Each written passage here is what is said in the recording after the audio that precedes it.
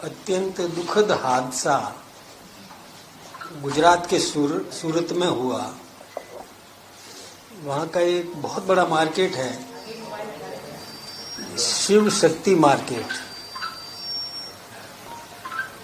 उसमें तहखाने में कोई आग लग गई थी और वो आग इतनी विकराल रूप धारण कर दिया कि उसमें कई घायल हुए और ऐसा सुनते हैं कि एक व्यक्ति की तो मृत्यु भी हो गई, बताते हैं। और उसमें पूरा मार्केट, जिसमें लगभग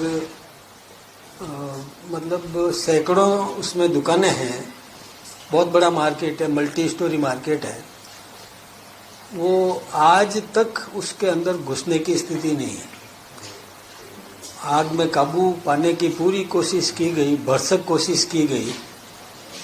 सेफ्टी मेजर्स जो थे वो चूंकि पहले से बार बार इसका प्रयोग करना चाहिए, बिना किसी घटना के भी उसको चला करके देखना चाहिए था।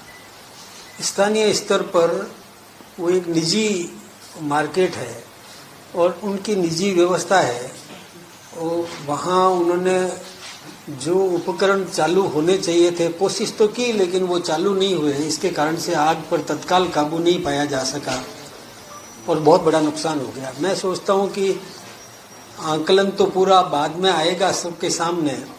लगभग 1500 करोड़ रुपए का नुकसान हुआ और जो भवन है उसमें भी बहुत क्षति हुई है।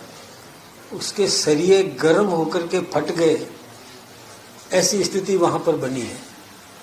वैसे कहीं पर भी किसी भी क्षेत्र में, दुनिया में कहीं भी ऐसा कोई हादसा होता है तो हमको बहुत दुख होता है। हम सभी सूरत की इस घटना से भी बहुत दुखी हैं, और विशेष रूप से उस मार्केट के अंदर राजस्थान के सर्वाधिक व्यापारी हैं, जिसमें अपने चूरू, सीकर, झुंझुनू से लेकर के और पाली, जालोर, सिरोही, जोधपुर, बाड़मेर, उदयपुर, राजसमंद, भीलवाड़ा, इस क्षेत्र के व्यापारी बहुत अधिक मात्रा में हैं। उनकी साड़ियाँ, करोड़ों रुपए की कीमत की साड़ियाँ उसमें जल गई।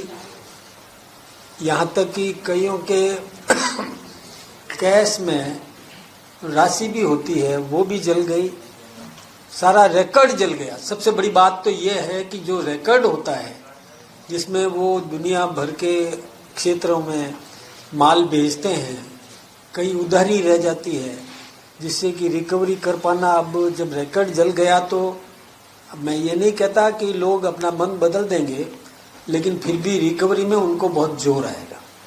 तो इसके लिए हमारे राजस्थान के सम्मानीय मुख्यमंत्री आदरणीय भजन लाल जी शर्मा ने भी आज अपने अन्य कार्यक्रमों को छोड़कर और सूरत जाने का निर्णय किया है।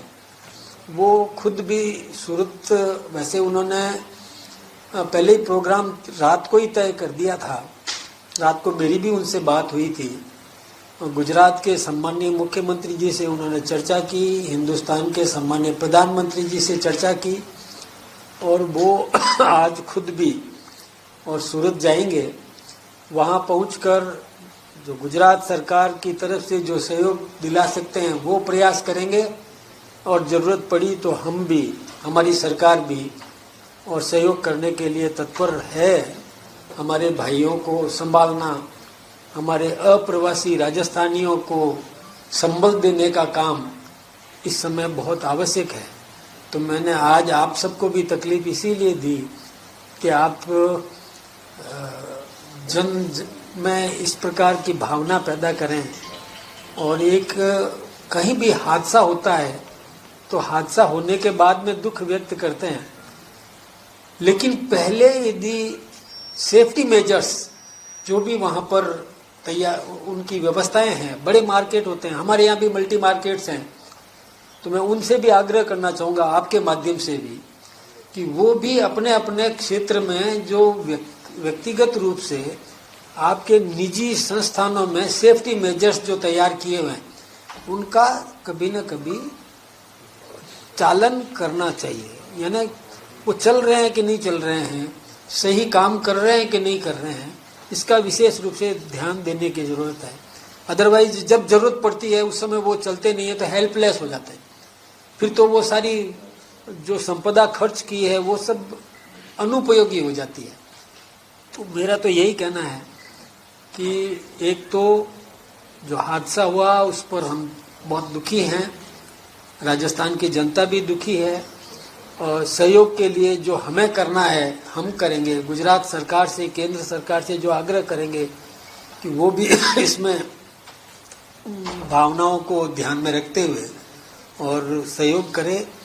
और विशेष रूप से मैं आगे के लिए जितने भी ऐसे प्रतिष्ठान हैं, मैं उन प्रतिष्ठान के संचालकों से और ये आग्रह करना चाहूँगा कि सेफ्टी मेजर्स को समय समय पर चाक चौबंद चेक करते रहें ताकि जरूरत पड़ने पर वो काम आ सके। आपको फिर से बहुत बहुत धन्यवाद।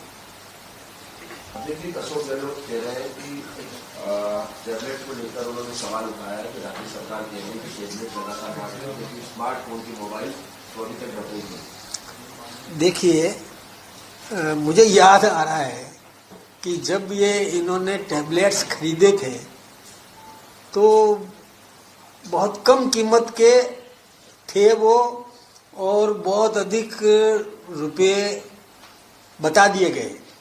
यानी सरकार के खजाने में भी इसमें और लूट का काम किया गहलोत साहब ने। मैं सोचता हूँ कि यदि वो सही कीमत पर सही चीज़ खरीदते तो उसका लाभ जनता को मिलता, लेकिन कई तो फेल भी हो गए, कईयों ने तो लौटाने का काम भी कर दिया।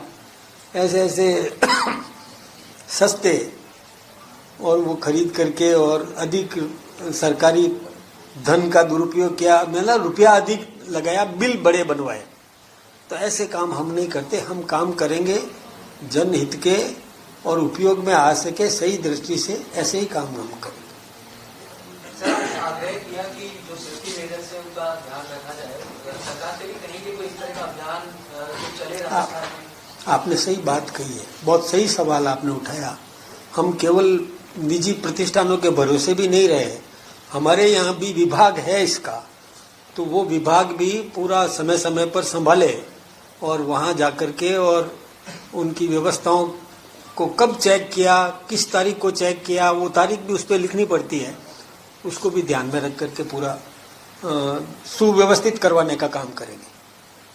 सर, हरियाणा में एक मर्डर हुआ है, हिमानी नेहवाल, कांग्रेस से दिग्गज नेता है, तो राज्य सरकार की जो सुरक्षा व्यवस्था है, कानून व्यवस्था, उन पर सवाल भी उठते हैं। और हालांकि उनकी मां ने एक आरोप भी लगाए कि कांग्रेस के दिग्गज नेता भी इसमें शामिल हो सकते हैं। ये दुर्भाग्यपूर्ण है यदि मतलब कोई भी नेता इसमें यदि सम्मिलित है तो बड़ी चिंता की बात है। और जो भी अन्वेषण होगा, जांच में विषय सामने आएगा और उसमें कानून का काम करेगा। किरोड़ीलाल जी को जो बंगला आवंटित हुआ था, सरकार ने चर्चा है कि सरकार ने वो बंगले का आवंटन नहीं कर। मेरी जानकारी में नहीं है। मतलब अग्निशमन के जो यंत्र है इनको सालाना वो कंपनी है वो रिफिल करती है और चेक करवाती है, लेकिन ये दुर्घटनाएं जो होती है मुख्य कारण होता है कि भवन निर्माण में सेटबैक नहीं छोड़ा जाता या फायर एनओसी नहीं ली जाती, और इसकी कई बार शिकायतें आती है, स्पेशली डीएलपी में इसकी शिकायत आती है भवन निर्माण, लेकिन सरकार कार्रवाई नहीं करती। तो इस बार क्या योजना है, क्योंकि घटना होने के बाद में सभी कोई चिंतित है। बात सही है, ये भी सेफ्टी मेजर्स में आता है कि उसमें फायर ब्रिगेड जा सके, फायर की व्यवस्थाएं हो सके, अंदर जो आपने कैसे फायर को रोकने का किया है वो सब चीज़ें इसमें सेफ्टी मेजर्स में आता है। सेटबैक छोड़ना भी उसी सेफ्टी मेजर्स में ही माना जाता है, तो इसमें कहीं लापरवाही नहीं होनी चाहिए। हम विभागों को भी चाक चौबंद करेंगे। परीक्षा के दौरान जनेऊ, मंगलसूत्र और अन्य चीजें उतरवा लेते हैं, जबकि उनसे नकल का भी संभावना कम होती है, फिर भी केवल एक सनातन धर्म सवाल उठे। बीजेपी का क्या स्टैंड है कि इस तरह की बंद होनी चाहिए या जारी रहनी चाहिए, क्या है? ये एक प्रकार से अति कहना चाहिए, इसको शब्द प्रयोग करें कि जो कोई भी बहुत मतलब परंपरा से भी हट करके बहुत ज्यादा जागरूक अपने आप को शो करने का जो काम करते हैं, ये ठीक बात नहीं है। क्या किससे नकल होती है, किससे क्या होता है, ये तो अकल उसकी भी काम करनी चाहिए जो अधिकारी वहाँ लगा हुआ है। मैं सोचता हूँ कि ऐसा जिसने भी किया है उसको सजा तो दी गई है और भविष्य में भी ध्यान रखेंगे बाकी लोग भी, ऐसा काम नहीं करना चाहिए। किसी की भावनाओं को ठेस पहुंचाने का काम नहीं करे। हाँ, जिससे कि नकल संभव है उसको रोकने के लिए कोई माध्यम है तो करना चाहिए, लेकिन ये फालतू किसी को परेशान नहीं करना चाहिए। और सर, अगर प्रशासन पर जो दबाव बनाया जाता है वो आप लोग सरकार के द्वारा ही बनाया जाता है कि अगर नकल हो जाती है तो फिर एक्शन उन्हीं पे आता है। अगर उन्होंने ऐसा किया है ये एक्शन उन्हीं पे आया है। नहीं, मैं एक बात बताऊं, जनेऊ से क्या नकल करेगा? मतलब जनेऊ एक धागा होता है जो शरीर के साथ चिपका होता है, बाहर नहीं होता। उसको अंदर से निकाल करके कोई देखेगा क्या इसमें? मतलब वो तो शरीर से चिपका होता है। ये अति है, इसको अति शब्द प्रयोग करेंगे कि मतलब बहुत ज्यादा जागरूकता सो करने का काम किया है, ये भी ठीक नहीं है। हाँ, किसी में से नकल उतार की जा सकती हो, ऐसा कोई भी उपकरण है तो उसको रोकना जरूरी है। देखिए, ये बात बिल्कुल सही है कि जब आज मान लो वहाँ पर 2-3 हजार से अधिक दुकानें हैं, उस बिल्डिंग में दुकानें होती है तो कई मल्टी स्टोरी मार्केट है, वो मैंने देखा है, शिव शक्ति मार्केट। तो अब वो एकदम से उनको व्यापार तो अपना चलाना ही है, कोई अपने घर से चलाएगा, कोई और कोई दूसरी दुकान ढूंढेगा। ये तो भवन जब फिर से कब बनेगा, कब तैयार होगा, मालिक हैं वो उस भवन के, दुकानें खरीदी हुई है तो वापस उनको मिलेगी तो सही। लेकिन फिलहाल अब क्या व्यवस्थाएं हो सकती है, वैकल्पिक व्यवस्थाएं, परिस्थिति पर जो कुछ भी संभव होगा वो करेंगे।